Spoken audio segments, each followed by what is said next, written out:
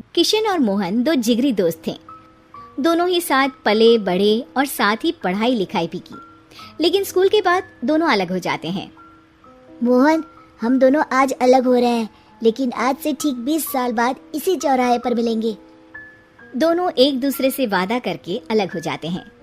किशन दूसरे शहर में आगे की पढ़ाई करने चला जाता है, तो मोहन अपने पिता के साथ उनकी दुकान में हाथ बटाने लगता है। पिताजी, मैं भी किशन की तरह दूसरे शहर में पढ़ने जाना चाहता हूँ।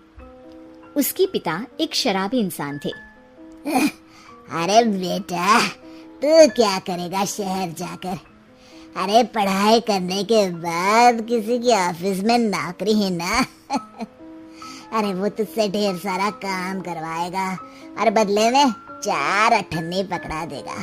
तो राजा है राजा, अपनी दुकान में बैठ बच्चा। पर पिताजी, ये गल्ला तोलना मुझे अच्छा नहीं लगता। अरे इसी गल्ले को तोल तोल कर तो मैंने तुझे पढ़ाया लिखाया, इस लायक बनाया, और आज तुझे ये गल्ला तोलना अच्छा नहीं लगता। ये बोलकर वो मोहन को एक जोर का थप्पड़ लगा देते हैं। मोहन को थप्पड़ से गुस्सा आ जाता है और वो घर छोड़कर चला जाता है। 1-2 दिन भूखा रहने के बाद मोहन को पिता की बात याद आती है।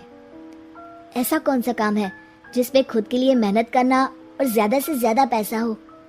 वो सोच में पड़ जाता है कि तभी उसे घोड़ों की आवाज आती है। वो एक पेड़ के पीछे छुप जाता है और जहाँ देखता है कि डाकू कैसे एक चादर फैलाते हैं और उसमें ढेर सारे सोने के गहने डाल देते हैं।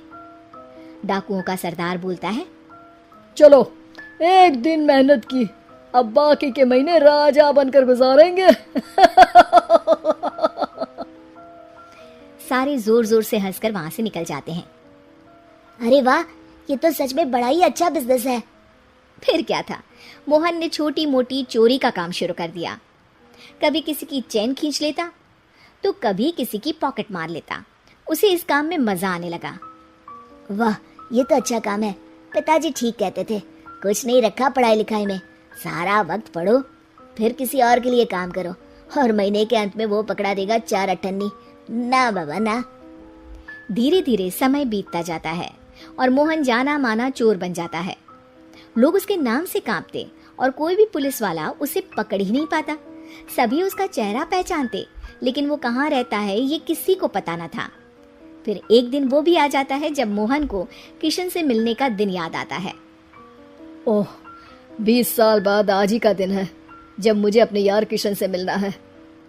और फिर वो उस शहर में जाता है और चौराहे में खड़ा हो जाता है।